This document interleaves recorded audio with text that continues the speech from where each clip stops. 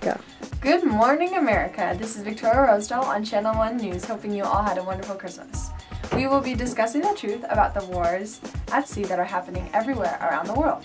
Today I'd like to discuss the matters of a certain war, the Battle of the Atlantic. Let's start from the very beginning of this war with Britain. They used their battleships, such as dreadnoughts, to block German ports from receiving their supplies. Their objective was to deprive Germany from their goods and necessities and gain certain advantages.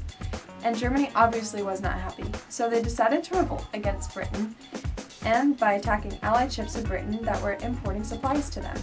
These attacks did some damage, but enough to outrage Britain's allies such as our country, America. Germany sunk one of our Navy submarines, resulting in many casualties. And because we can't let Germany know that that was okay, we were forced to join the war along with Germany. We tried to avoid full-on war with Britain and its allies, but realized that we had no chance of winning this war without doing something. So we did. Germany's plan was to use their U-boats, a war tactical ship, that would attack Britain's allies, including America. Germany also had everyone fooled that they would actually win this war because of their rate of sinking submarines.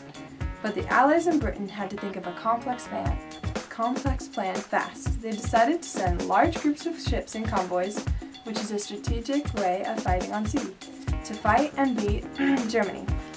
And this convoy system was successful. It began to preserve our ships while destroying our enemies' ships. This strategy removed the threat of Germany, almost winning the war. But in the end, Britain and America won the large war. So we have covered one of many wars occurring on sea. Thanks, Victoria. Hello everyone, this is Kelly O'Connell here to tell you about tension rising between Britain and their allies Germany around the North Sea.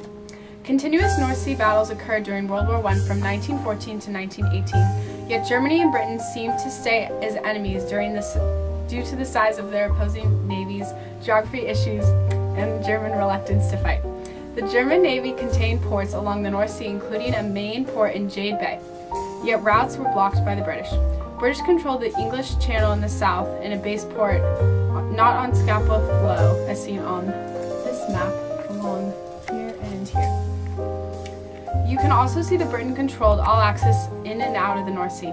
The Germans only controlled this much of land and had little power because they were outnumbered by the Allies.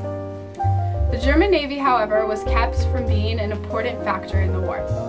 Allies planned to starve the Germans of all imports and blockade the North Sea. Allies also made sure that Germany would not receive goods by preventing neutral countries from receiving goods as well, so that they could not sell to Germany. Overall, blockading Germany was a huge success for Allied forces by seizing many ships. Shipments of food decreased and deaths arising in Germany due to the limited food supplies. The Germans never really challenged the British for control of seas. After all, the Germans' fleet was half the size of Britain's. Yet the Germans did fight in many exciting North Sea battles because of new technology that Lauren will tell you about now. Thank you. Thanks, Kelly. Here I have Jillian, a soldier's wife whose husband is out at war but writes letters explaining new methods of war at sea. First off, Jillian, what is your husband's name? His name is Lewis. And how long has he been gone? About a year now. It has been hard not having him here, but I know he's doing well serving our country. So, how often do you receive letters from him? He writes whenever he can. I usually receive about 2 a month. So, what do most of the letters say?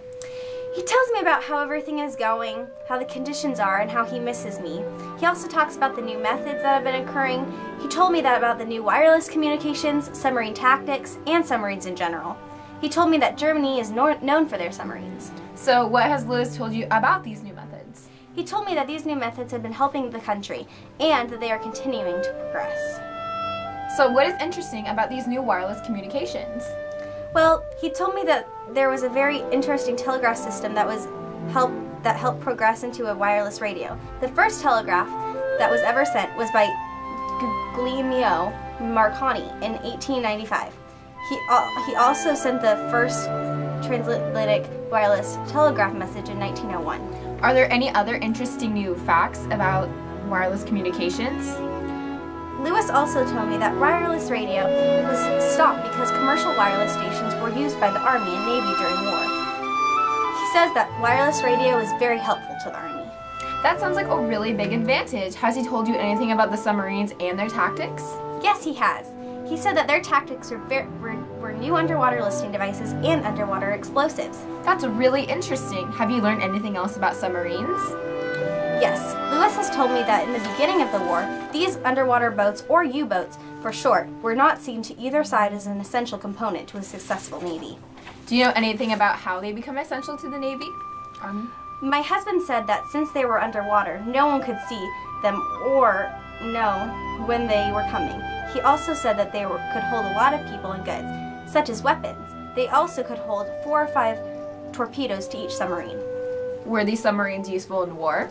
He said that Germany, the country where we're from, was able to sink 396 British ships by using the submarines. Do you know how many of submarines the German have? 24, which outnumber the British by 12.